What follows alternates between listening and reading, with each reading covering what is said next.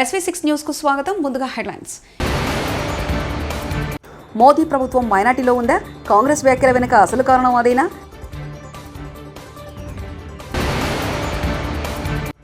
తెలుగు రాష్ట్రాల మధ్య సత్సంబంధాలు ఉండాలి. తెలంగాణ మంత్రి ఉత్తమ్ కుమార్.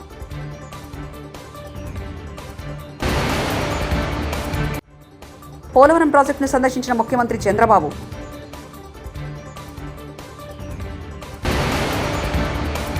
ఏపీలో గంజాయి విక్రయాలపై కఠిన చర్యలు తీసుకుంటాం. మంత్రి నారా లోకేష్. కేంద్రంలో వరుసగా మూడోసారి ఎన్డీఏ ప్రభుత్వం కొలువుదీరింది. ప్రధానిగా మోదీ బాధ్యతలు చేపట్టారు.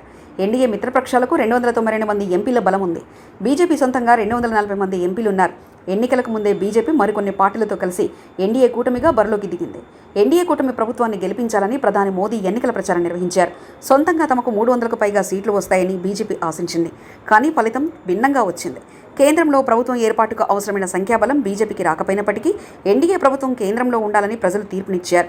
ప్రధానమంత్రిగా మోదీ అభ్యర్థిత్వానికి ఎన్డీఏ భాగస్వామ్య పక్షాలు ఓకే చెప్పాయి. దీంతో మోదీ వరుసగా మూడోసారి ప్రధాని అయ్యారు. మణిపూర్ రాష్ట్రంలో శాంతి భద్రతలపై కేంద్రం దృష్టి సారించింది. ఈ క్రమంలో ఆ రాష్ట్రంలో శాంతి భద్రతలపై కేంద్ర హోంశాఖ మంత్రి అమిత్ షా అధ్యక్షతన సోమవారం ఉన్నత స్థాయి సమీక్షా సమావేశం నిర్వహించారు. రాష్ట్రంలో ప్రస్తుత పరిస్థితులపై ఈ సందర్భంగా చర్చించారు. ఈ సమీక్షా సమావేశానికి కేంద్ర హోంశాఖ కార్యదర్శి అజిత్ బల్లా, ఐబీ చీఫ్ తపన్ దేకా, మణిపూర్ భద్రతా సలహాదారు కులదీప్ సింగ్తో పాటు ఆ రాష్ట్ర CS DGP, Assam rifles DG తదితరులు పాల్గొన్నారు. అయితే ఆ రాష్ట్ర ముఖ్యమంత్రి ఎన్ బైరాన్ సింగ్ మాత్రం ఈ సమీక్షా సమావేశానికి హాజరు కాకపోవడం గమనార్హం. విద్యుత్ కొనుగోలుపై చట్టం తన పని తాను చేసుకుంటూ పోతుందని నీటిపారుదల శాఖ మంత్రి ఉత్తమ్ కుమార్ రెడ్డి వెల్లడించారు. ఆంధ్రప్రదేశ్లో ఏర్పాటైన కొత్త ప్రభుత్వానికి శుభాకాంక్షలు తెలిపారు. తెలుగు రాష్ట్రాల మధ్య సత్సంబంధాలు ఉండాలని ఆకాంక్షించారు. కుటుంబ సభ్యులతో కలిసి తిరుమల శ్రీవారిని ఉత్తమ్ దర్శించుకున్నారు. తెలుగు జాతి సుఖ సంతోషాలతో ఉండాలని స్వామివారిని ప్రార్థించినట్లు తెలిపారు. నా సతీమణి కోదాడ ఎమ్మెల్యే పద్మావతి గారి జన్మదిన సందర్భంగా స్వామివారి ఆశీస్సుల కోసం దర్శనాని కోసం వచ్చినట్టు ఎప్పుడు తిరుపతి వచ్చినా చాలా సంతోషంగా మరి ఉంటుంది. నూతనంగా ఆంధ్రప్రదేశ్లో కొత్త ప్రభుత్వం ఏర్పడ్డది. వాళ్ళందరికీ మా శుభాకాంక్షలు, అభినందనలు. రెండు రాష్ట్రాల మధ్య మంచి సంబంధాలు ఉండాలని, తెలుగు జాతి రెండు రాష్ట్రాల్లో ప్రపంచవ్యాప్తంగా మరి మొత్తం కూడా అందరూ మంచిగా ఉండాలని, సుఖంగా సంతోషంగా ఆరోగ్యంగా ఉండాలని చెప్పి భగవంతుని ప్రార్థిస్తున్నాం.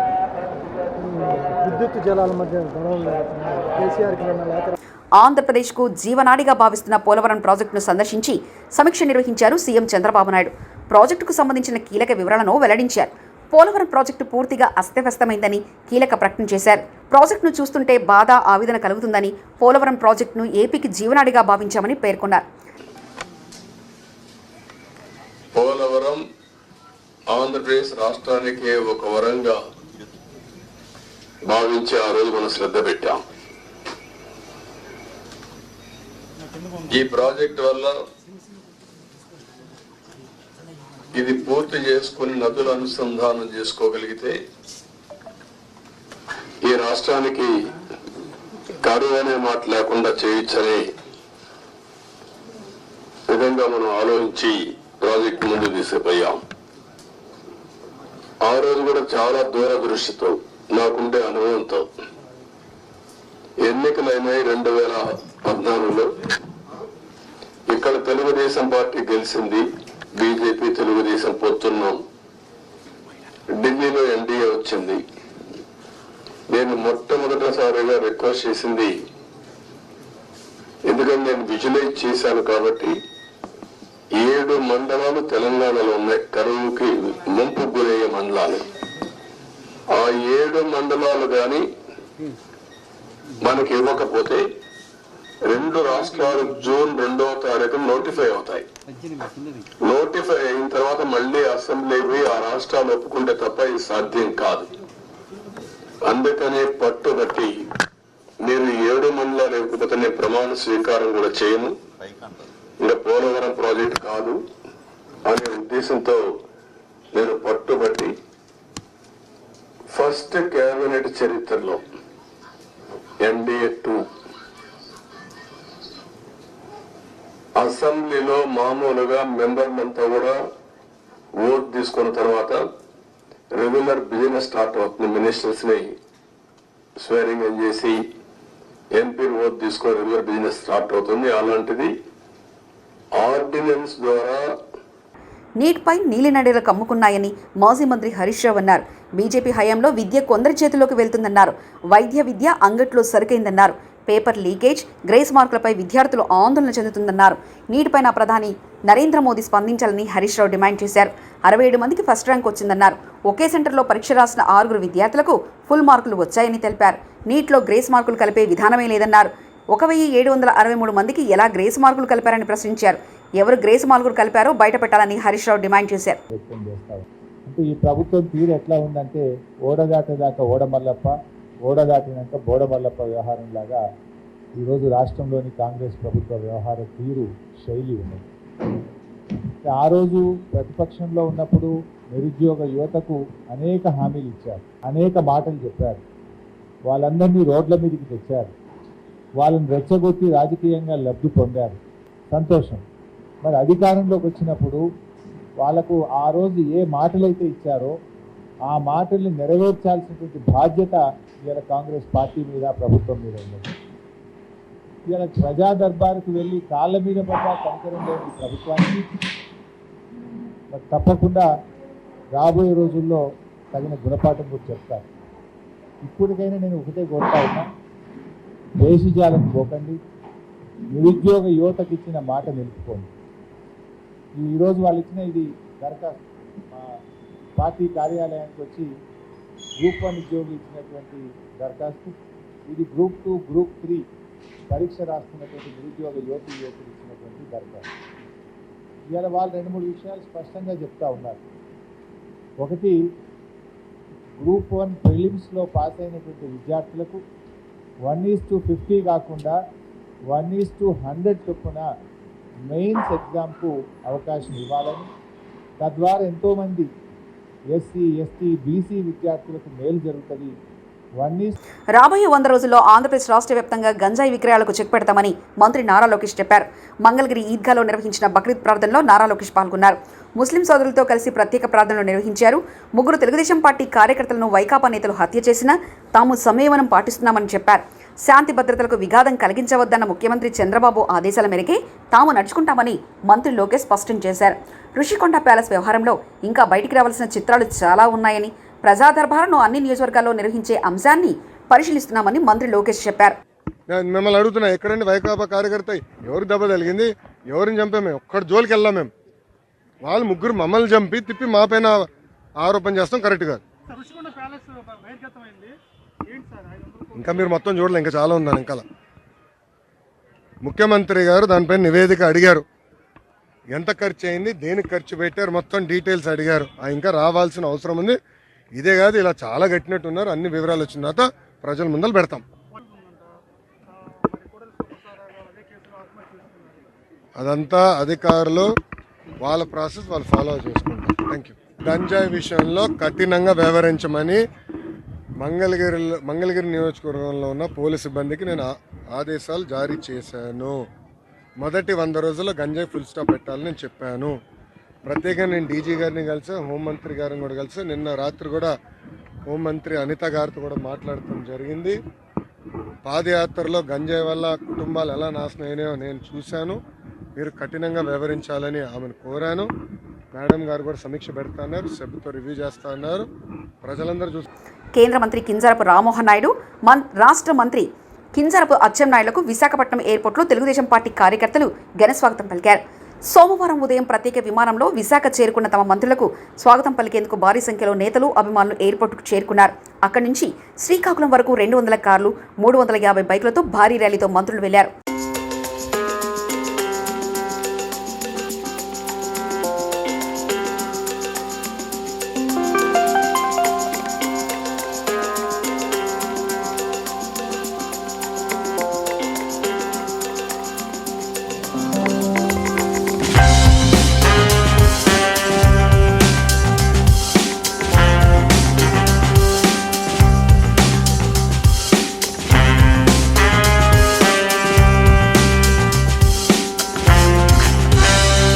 రాష్ట్ర ప్రజలను ఏమార్చేటువంటి ప్రయత్నాలు నిన్నటి నుంచే చూస్తూనే ఉన్నాం. రాబోయే రోజుల్లో గవర్నర్, రాష్ట్రపతి, ఇతర పెద్దలు వచ్చినప్పుడు దాన్ని ఎలా ఉపయోగించాలో చూడడం మానేసి ఇంకా వైఎస్ జగన్మోహన్ రెడ్డి గారి ఇల్లులా చిత్రీకరించడం సమంజసం కాదని గుడివాడ అమర్నాథ్ మాజీ మంత్రి వ్యాఖ్యానించారు. చాలామంది వారి కార్యకర్తల్ని, అలాగే చాలామంది మీడియా సహచరుల్ని అందరినీ కూడా వారిని అందరినీ కూడా లోపలికి తీసుకొని వెళ్ళి చేసినటువంటి ప్రచారం, తర్వాత జరిగినటువంటి దుష్ప్రచారం, ఇవన్నీ కూడా ఒకసారి ప్రజల్ని ఆలోచించేయమని చెప్పి కోరుతా ఉన్నాం. ఋషికొండ మీద గడిచినటువంటి 3-4 సంవత్సరాలుగా ఏ రకంగా దుష్ప్రచారం చేస్తూ ఉన్నారో,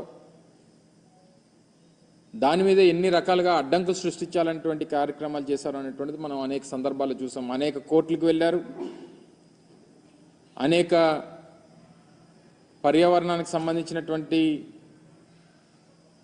కేసులు వేశారు. వీటినన్నిటినీ కూడా అధిగమించి ప్రభుత్వం చేపట్టేటువంటి కార్యక్రమాలని, ప్రభుత్వం చేపట్టేటువంటి నిర్మాణాలని పూర్తి చేసేటువంటి కార్యక్రమం చేసి దాదాపు 4-5 నెలల క్రితం వాటిని ముహూర్తానికి సంబంధించి మంచి రోజు అని చెప్పి వాటిని ప్రారంభించేటువంటి కార్యక్రమాన్ని కూడా ఆ రోజు మేము చేయడం జరిగింది. అయితే ఇప్పుడు చేస్తున్నటువంటి దుష్ప్రచారం అంతా కూడా అదేవో సొంత భవనాల్లాగా, ఈరోజు ప్రభుత్వం వారు ఉన్నారు, ప్రభుత్వంలో వారు ఉన్నటువంటి సందర్భాలు, ప్రభుత్వం దాన్ని ఏ రకంగా ఉపయోగించుకోవాలనేటువంటిది చూడడం మానేసి విజయవాడ మాజీ కార్పొరేటర్ సందీప్ జగదీష్ అర్ధనగర ప్రదర్శన శిరోముండనం చేయించుకున్నారు. విజయవాడ సెంట్రల్ నియోజకవర్గంలో వైసీపీ దళిత నాయకుడిపై స్థానిక ఎమ్మెల్యే బోండా ఉమామహేశ్వరరావు గుండాగురి గత ఎన్నికల్లో వైసీపీ తరఫున ప్రచారం చేశాడనే కోపంతో దళిత వైసీపీ నాయకుడు సందీప్ జగదీష్కు చెందిన భవనాన్ని జేసీపీల సాయంతో కూల్చివేయించిన బోండా ఉమా అనుచరుల సమక్షంలో అధికారులు ఈ ఘటనపై తీవ్ర మనస్తాపానికి గురై కూల్చేసిన భవనం ముందు శిరోమండనం చేయించుకొని అర్ధనగ్నంగా నిరసన తెలిపిన వైసీపీ దళిత నాయకుడు సందీప్ జగదీష్. ఒక పెద్ద ఒక ఆఫీసర్ తీసి తల ఒకరికి ఇవ్వండి అని అంటాడు. నాకు శిరోమండలం చేపిస్తానని అంటున్నాడు బోండా ఉమామహేశ్వర గారు. నాకు శిరోమండలం చేపిస్తానని అంటున్నాడు. ఓకే, చేయించమని చెప్పండి, చేయించుకుంటా. నా భార్య, నా పిల్లలు చేయించుకుంటున్నా శిరోమండలం. బోండా ఉమామహేశ్వర నువ్వు చేయటం కాదు అంట. దళితుడికి ఎవరికో సుబ్రహ్మణ్యం కాలకి చేయించాలంట. నాకు చేయించుకుంటా. బోండా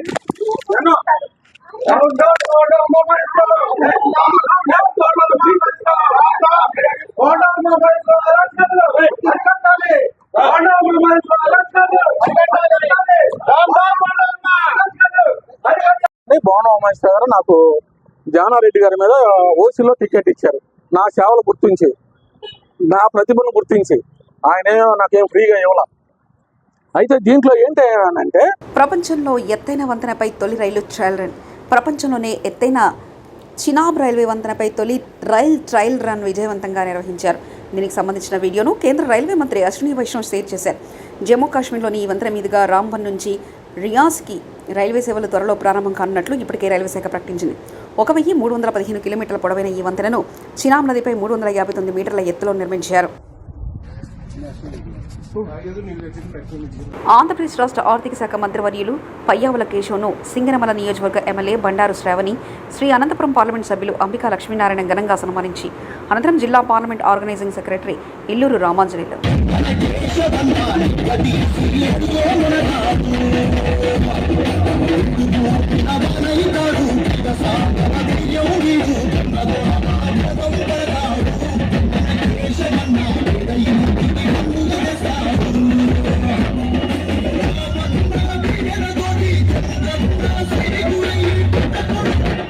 ఆంధ్రప్రదేశ్ రాష్ట్ర ఆర్థిక శాఖ మంత్రివర్యులు గౌరవనీయులైన శ్రీ పయ్యావుల కేశవ్ను అనంతపురం జిల్లా సరిహద్దులో అఖండ స్వాగతం లభించింది. రాష్ట్ర మంత్రిగా ప్రమాణ స్వీకారం చేసి సోమవారం జిల్లా సరిహద్దులైన గుత్తి మండలంలోని సుంకులమ్మ గుడి వద్దకు ఆర్థిక శాఖ మంత్రి పయ్యావుల కేశవ్ చేరుకున్నారు. సుంకులమ్మ గుడి వద్ద అనంతపురం పార్లమెంట్ సభ్యులు Ambika Lakshminarayana, Anantapuram urban MLA Daggubati Prasad, Kalyandurgam MLA Amilineni Surendrababu, Tadipatri MLA JC Asmit Reddy, Guntakal MLA Gummanur Jayaram, Madakasira MLA MS Raju, Singanamala MLA Bandaru Sravani, ద్విసభ్య కమిటీ సభ్యులు మొంటిమడుగు కేశవరెడ్డి, అలం నరసనాయుడు, పెద్ద ఎత్తున ప్రజాప్రతినిధులు, నాయకులు తదితరులు పుష్పగుచ్చాలు అందించి ఘనస్వాగతం పలికారు.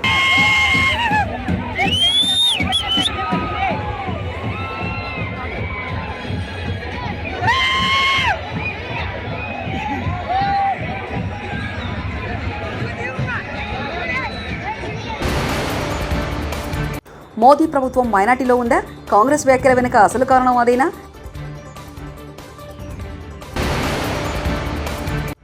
తెలుగు రాష్ట్రాల మధ్య సత్సంబంధాలు ఉండాలి. తెలంగాణ మంత్రి ఉత్తమ్ కుమార్.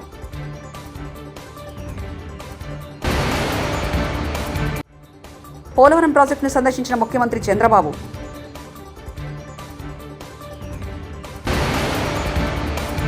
ఏపీలో గంజాయి విక్రయాలపై కఠిన చర్యలు తీసుకుంటాం మంత్రి నారా లోకేష్. ఇవి బులెటిన్ విశేషాలు. చూస్తూనే ఉండండి SV6 న్యూస్.